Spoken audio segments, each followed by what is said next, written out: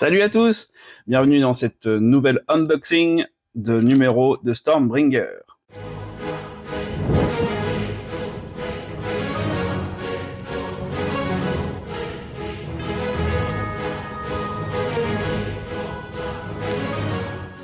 Cette fois-ci, on a le numéro 16, le premier numéro de l'envoi numéro 5.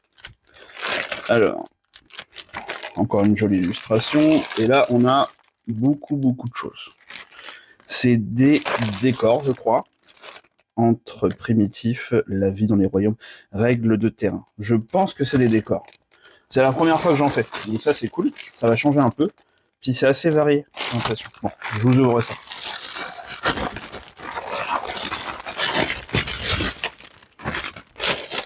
Oups. Tac. Alors, on a encore des impacts. Ça, je vais arrêter de le dire parce que je le dis genre à chaque fois. Je vais juste vérifier les cases maintenant. On va arrêter de dire toujours la même chose. Oh, c'est lourd. C'est vachement lourd. Oh. Ah ouais. Ah, il rigole pas sur les détails. Regardez.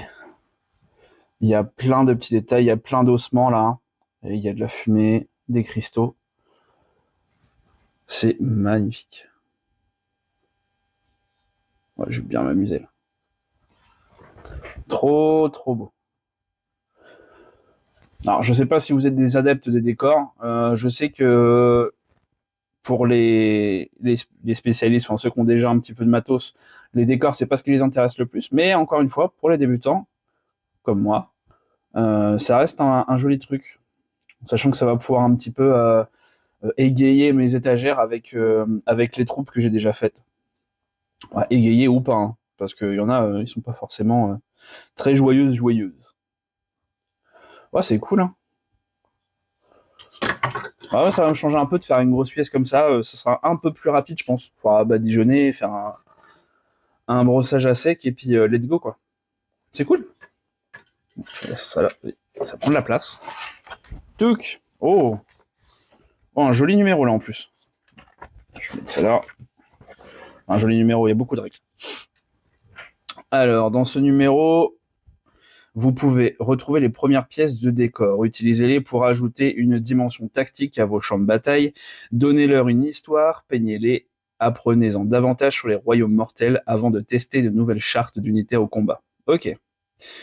Bah effectivement, là en plus on a 3 lectures, une collection, un assemblage, peinture forcément, et 1, 2, 3, 4 règles.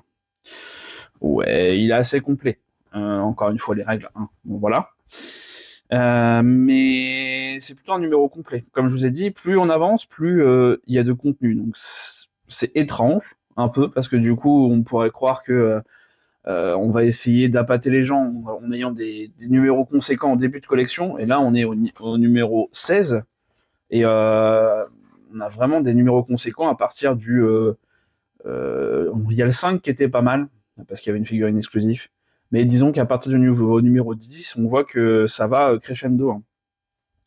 Donc c'est plutôt cool là-dessus. On a quoi en lecture? On a Monstre des Terres Mortes, on a Fer de Lance partie 2, et on a La Vie dans les Royaumes Mortels. Ok, bon, c'est sûr que je les avais pas. Pour la collection, on a Entre Primitives, assemblage Entre Primitives, je suppose que c'est le nom des décos. Et ensuite, en règle de jeu, on a les terrains, tutoriel des éternels, tutoriel des Crawl Boys et territoire hostile. Ok. Bah du coup, c'est logique, ils vont présenter un petit peu le fonctionnement des terrains dans les jeux. C'est pas déconnant. Monstre des terres mortels. Aracror. Dragon zombie et moissonneur Gautizard. Ok. On a encore des petits, un petit côté monstre, un peu à la Donjons et Dragons comme la dernière fois. Fer de lance. Ok. Voilà, c'est un peu plus...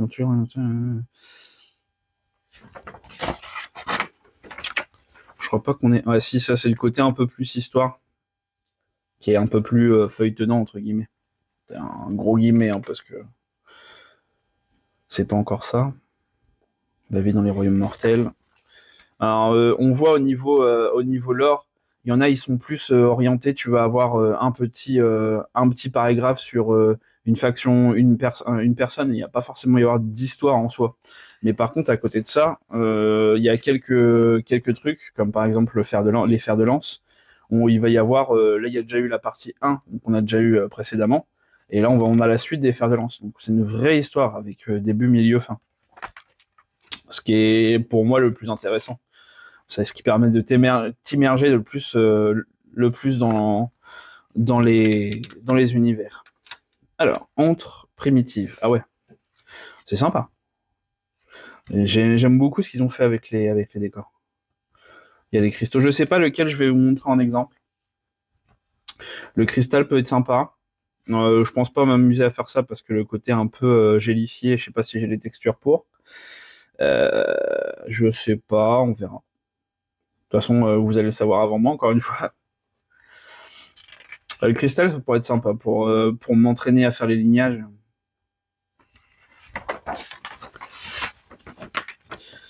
Ok, et du coup, il y a le nom de chaque truc. Donc ça, c'est une cheminée, bête morte, éclat, une mare, crâne colossal et les tentacules. Ok. L'assemblage, classico-classique. Je ne pense figurine à emboîter. Et je ne pense pas qu'il y a de possibilités. Alors, il n'y a pas beaucoup de pièces, c'est des grosses pièces, mais il n'y en a pas énormément. Donc, a priori, il ne va pas y avoir de possibilité de changement. Je pense que tout est là. Moi, ça me va. Hein. Si j'ai pas à réfléchir à ce que je dois mettre. Ça, c'est un gros bémol que je mets à cette collection, c'est que, mis à part celle juste d'avant, justement, avec les hallebardes, elle, où il y avait vraiment marqué toutes les options possibles. Euh, dans tous les autres épisodes, j'allais dire, dans tous les autres numéros, j'ai pas vu les possibilités d'options. Même s'ils y étaient. Ils y sont sur la grappe, mais ils sont pas toujours marqués. Enfin non, ils sont pas marqués en fait, tout court. C'est le seul, c'était celui d'avant. Donc là, il marque un petit peu comment on peut faire avec les peintures qu'on a actuellement. Ouais, encore une fois, c'est un peu juste. Hein. Allez. Et là, on part sur les règles. Donc ils disent comment faire les mouvements autour des terrains, comment se mettre à couvert. Ok. Pas de couvert, ok, ok. Ça donne des règles particulières si on peut sauter par-dessus, tout ça, tout ça. Et des nouvelles chartes d'unité avec le char foudroyeur qu'on a eu précédemment. Ok. Encore une fois, hein, voyez pour la V4. Je ne ferai pas de commentaires. Ok. Bon, numéro plutôt complet en réalité. Euh, je le trouve correct. Moi, je suis content parce que j'ai un peu de déco, même si tout le monde ne sera pas d'accord. Les décors en plus sont plutôt jolis. Je sais qu'il y a quand même pas mal d'autres décors qui vont arriver, mais en proportion, il y a quand même plus de personnages, donc c'est quand même ok. On n'a pas besoin de tant de décors que ça. Mais moi, quand on n'est pas, et puis pour les débutants qui n'en ont pas, du coup, ça reste sympa. On va pouvoir s'amuser un peu. Du coup, plutôt bon numéro. À la prochaine!